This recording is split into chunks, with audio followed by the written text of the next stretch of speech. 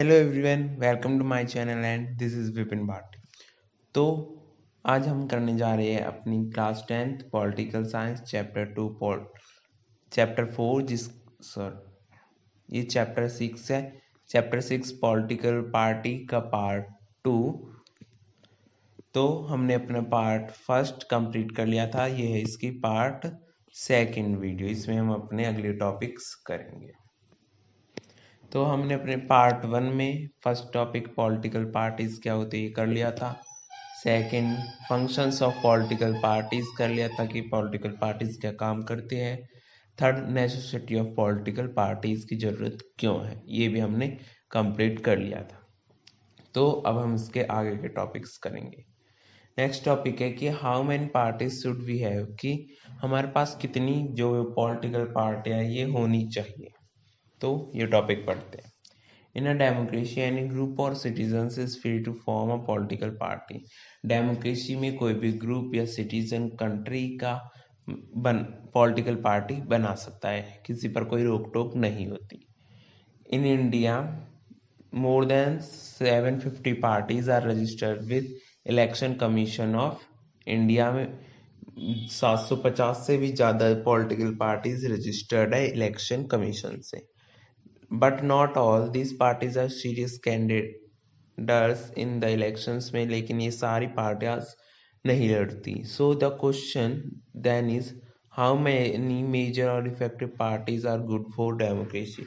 तो main question यहाँ पर ये आता है कि डेमोक्रेसी के लिए कितनी ये पॉलिटिकल पार्टी होना अच्छा है, उसके लिए उससे अच्छे आउटकम्स कब आएंगे, कितनी पार्टियां हो।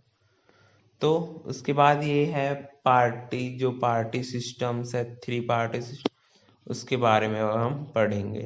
तो पहला है कि in some countries only one party is allowed to control and run the government. कुछ कंट्रीज होती है जिसमें सिर्फ एक पार्टी होती है, वही रन करती है गवर्नमेंट को चलाती है। तो ये एक तरह से मोनार्की की फॉर्म ले लेता है। These are called one party systems.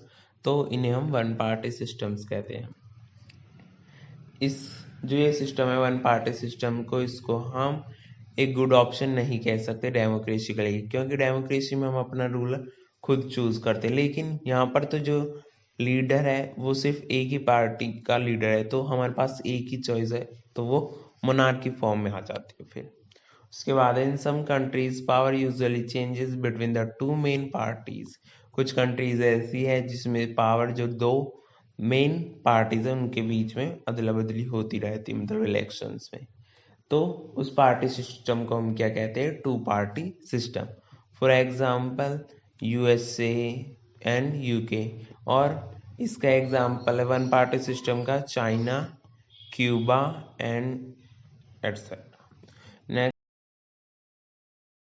If several parties compete for power and more than two parties have a reasonable chance of coming to power, either strength or in alliance with others, it is called a multi-party system. तो multi-party system वो होता है जिसमें दो या दो से ज़्यादा पार्टियां इलेक्शंस में पार्टिसिपेट करती है। फॉर एग्जांपल इंडिया में आपने देखा होगा कि कई पार्टियां इलेक्शंस में लड़ती हैं, तो इसे हम एक बेटर फॉर्म ऑफ डेमोक्रेसी कह सकते हैं। लेकिन इसमें एक डिसएडवांटेज है कि पॉलिटिकल इनस्टेबिलिटी आती है, कि 5 साल बाद दूसरी पॉलिटिकल पार्टी आएगी, फिर दूसरी, ऐसे इंस्टेबिलिटी होती है, स्थिरता हो जाती है।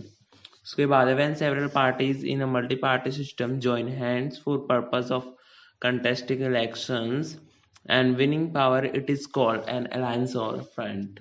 अलायंस और फ्रंट वो होती है कि मतलब मान लीजिए किसी पार्टी को मेजोरिटी में वोट नहीं मिल रही, तो वो जो पार्टी दूसरी मेजोरिटी में उसके साथ गठबंधन कर लेंगे और फिर एक पार्टी बनाएंगे, उसे हम अलायंस और फ्रंट कह सकते हैं। उसके बाद है national parties.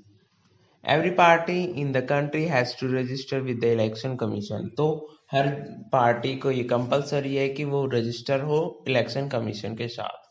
It offers special some special facilities for large and established parties। जो इलेक्शन कमीशन है वो कुछ स्पेशल फैसिलिटीज प्रोवाइड करती है लार्ज और एस्टेब्लिश्ड पार्टीज के लिए।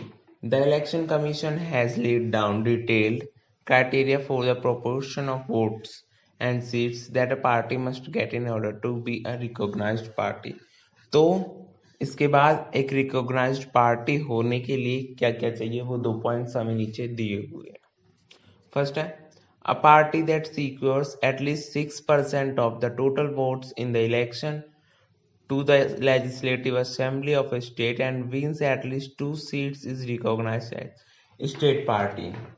मतलब एक पार्टी 6% वोट्स तो उसे लेजिस्लेटिव असेंबली, स्टेट की जो लेजिस्लेटिव असेंबली उसमें होनी चाहिए उसकी 6% सिक्योर्ड वोट्स, और 2 सीट्स होनी चाहिए लेजिस्लेटिव असेंबली में, 2 सीट्स और 6% वोट होनी चाहिए, तब वो क्या कहलाएगी, एक स्टेट पार्टी. स्टेट के बेस पर उसको स्टेट लेवल पर एक पार्टी का दर्जा दिया जाएगा.